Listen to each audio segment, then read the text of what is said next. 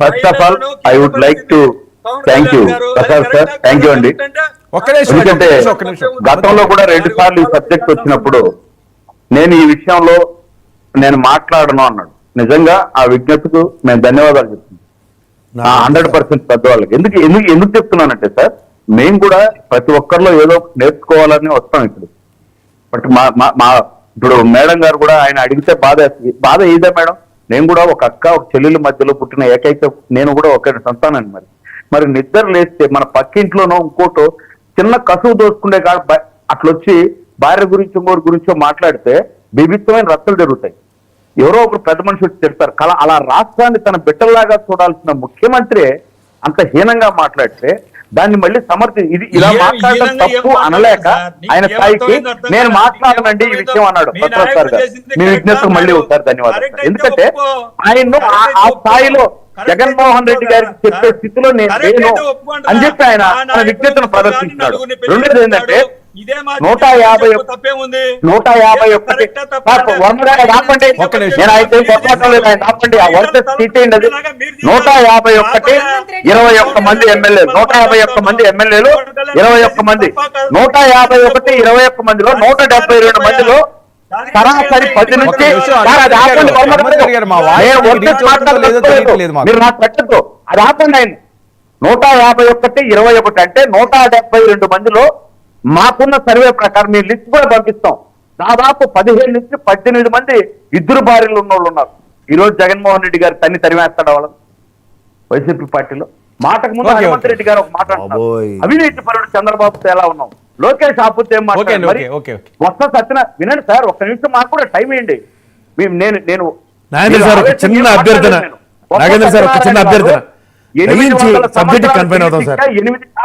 అలా అన్నాడు ఎవరిని జగన్మోహన్ రెడ్డి గారిని. ఈ రోజు ఎక్కడున్నాడు సార్? ఎంత అన్యోన్యతగా ఉన్నారు.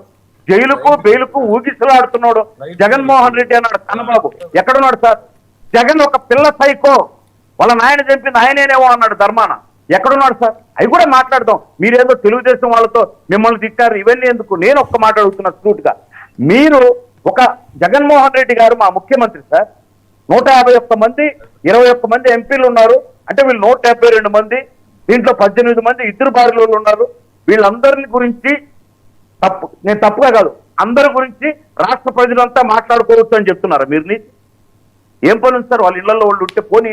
ఈరోజు చెప్తున్నా, వాళ్ళు ఎవరైనా బహిరంగ లేఖ రాశారా గౌరవ ముఖ్యమంత్రి గారికి మేము ఇబ్బంది పడుతున్నామని రాస్తుంటే ఆయన మాట్లాడొచ్చు, మేము యాక్సెప్ట్ చేస్తాం.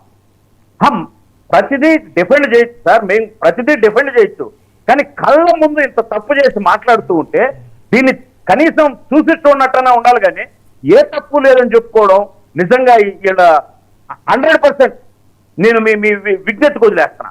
రెండోది, కడప జిల్లాలో నేను అడుగుతున్న సూటిగా ఒక ప్రశ్న. కడప జిల్లాలో 180 మంది కౌలు రైతులకు సిద్ధవటం సభలో 1,80,00,000 రూపాయలు తన సొంత డబ్బు ఇచ్చినాడు మా నాయకుడు. ఒక్క పులివెందలలో 28 మందికి ఇచ్చాడంటే 28 లక్షల రూపాయలు సీఎం సొంత నియోజకవర్గంలో ఇచ్చినాడు. సిగ్గుపడడా అండి సీఎం గారు? అంటే నా నియోజకవర్గంలో ముఖ్యమంత్రిగా ఉండి పవన్ కళ్యాణ్ తన చెమటోడ్చిన 28 లక్షలు తెచ్చి పంచాడు, నేను ఎందుకు పనికి రాకుండా పోయినానని ఆలోచించాను. దీని మీద మాట్లాడరండి, మాట్లాడండి, దాని గురించి తిట్టండి. పవన్ కళ్యాణ్ నువ్వు ఎట్టొచ్చి ఇస్తావు డబ్బు అని అడగొద్దా సీఎం గారు? మరి అదే కదా మేము అడుగుతున్నాం.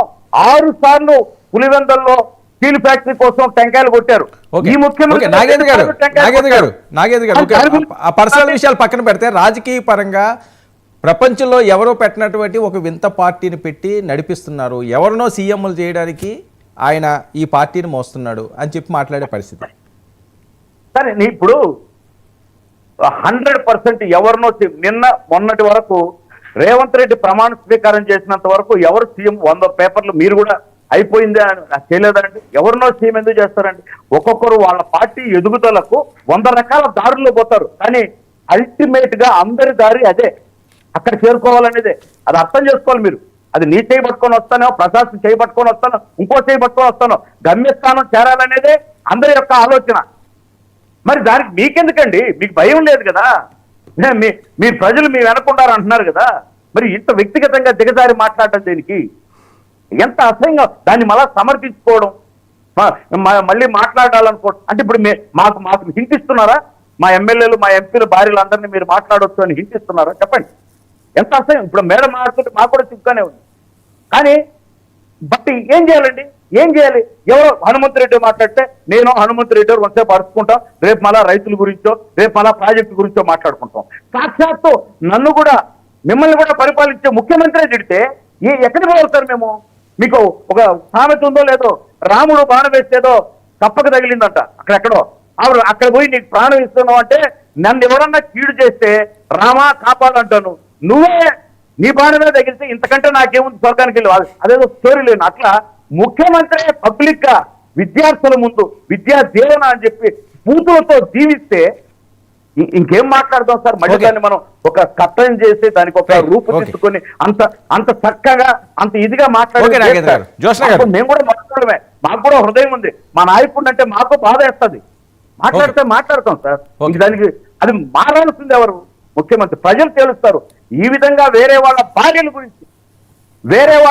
గురించి మాట్లాడే ఈ ముఖ్యమంత్రి ఉండాలనా లేదా అనేది రేపు ప్రజల ప్రజాక్షేత్రంలో తెలుస్తారు, ఖచ్చితంగా తెలుస్తారు. జోష్న గారు రైట్. జోష్న గారు, ఇప్పుడు హనుమంత్ రెడ్డి గారు మాట్లాడింది ఏంటంటే గతంలో కూడా ఇష్టం వచ్చినట్లుగా మాట్లాడారు, చాలా ఆయన మీద అభాండాలు వేశారు, అభియోగాలు మోపారు.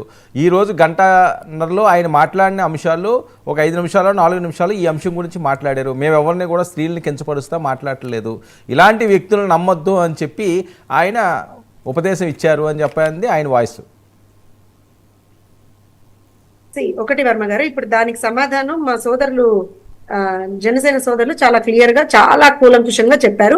అండ్ అగైన్ ప్రసాద్ గారిని అయితే ఇవాళ నిజంగా కూడా ఈ విషయం మీద మాట్లాడకుండా ఉండడానికి ఒక సోదరులు